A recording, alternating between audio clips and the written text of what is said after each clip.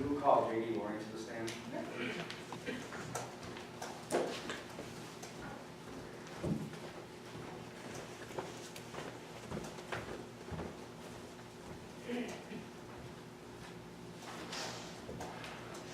May I proceed? Can you please state your name and spell your last for the record? Good morning. My name is J.D. Lorian. Lorian is spelled L-O-R-E-A-N. What is your profession, Ms. Loring? Well, I'm the owner and chief auditor for my company, Graylord Strategy, Inc., and we consult with federal, state, and local police agencies on proper undercover protocols as well as other police investigation techniques. What education do you have that allows you to hold this position? Well, I have a Bachelor of Science in Applied Mathematics and Statistics from Johns Hopkins University, my Juris Doctor from the University of Virginia School of Law, as well as my Master's of Law from the Harvard Law School. And what experience do you have in this field?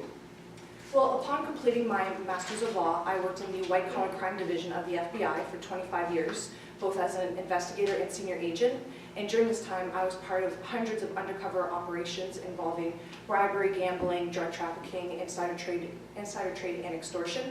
And in the latter part of my career, I was involved in implementing the Attorney General guidelines on undercover operations and was also a witness in the congressional hearings that followed. What qualifications do you have that allows you to do this? Well, I'm licensed to practice law in the state of Maryland and the Commonwealth of Virginia, also in the United States District Court for the District of Columbia, and as previously noted, I'm very familiar with the Attorney General guidelines. And how are you involved in today's case? Well, I was retained for two purposes.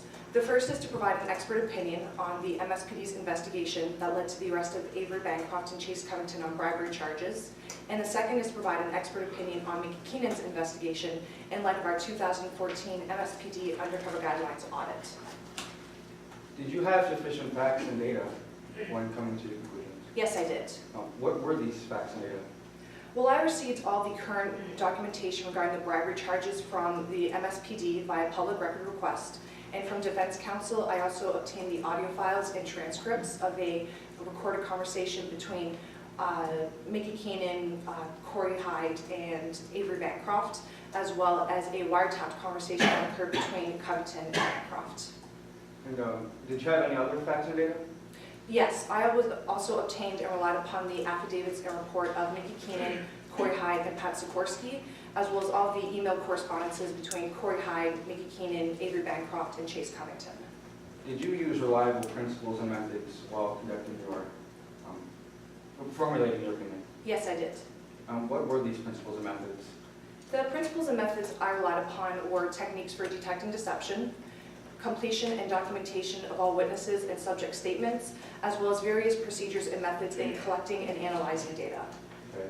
And how did the principles and methods that you use apply reliably to the facts and data of today's case? We had a look at our principles and methods that we use and the data, and from there we applied them reliably to the facts. Ms. Loring, how did you begin your investigation? Well, I began by reviewing the recommendations that Graylord Strategies made in our 2014 audit, and from there I was able to assess whether or not Mickey Keenan properly followed the protocols and practices in the field. How does this relate to undercover work?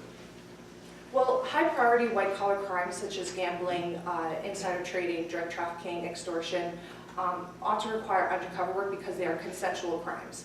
Now, all this simply means is that there's a willing participant on either side and no one is being coerced into the crime. As bribery was suspected in today's case, Mickey Keenan was the undercover officer assigned to the case and the one to implement the protocols and practices. What specific implementations are you referring to? There were 4 specific guidelines that I focused on for today's case. The first was whether or not the undercover agent received authorization to perform his undercover work. The second was if written authorization had been received from the appropriate level of management. The third was whether or not the MSPD adequately supervised the ongoing of the undercover work. And the fourth was whether or not the undercover employee had adequate training in regards to the proper undercover protocols.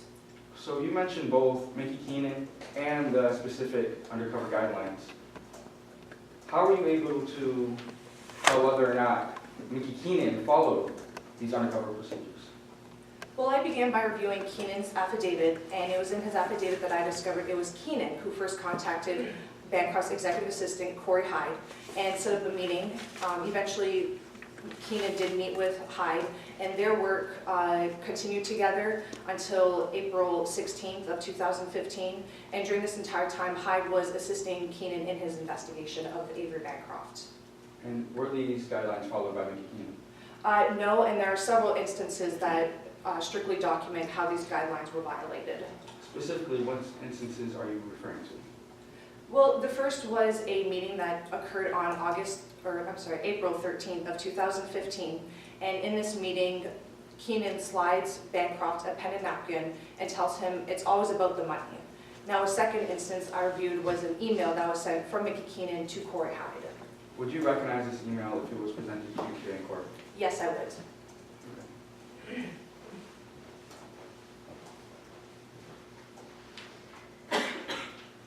Let the record reflect that I am approaching the building council with email.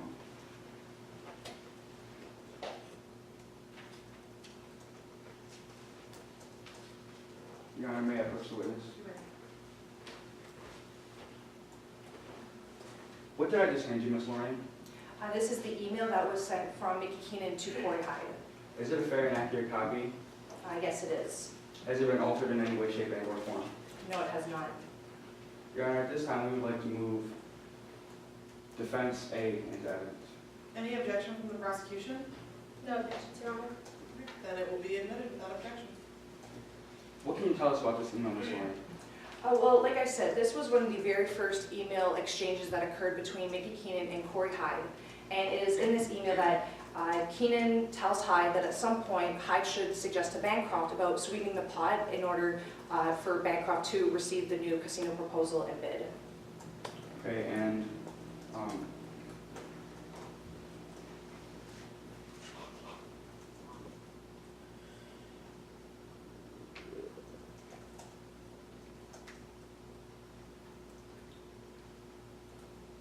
so how is, you come to conclusions when you come to the statement, correct? I mean, your professional opinion, you come to two conclusions, correct?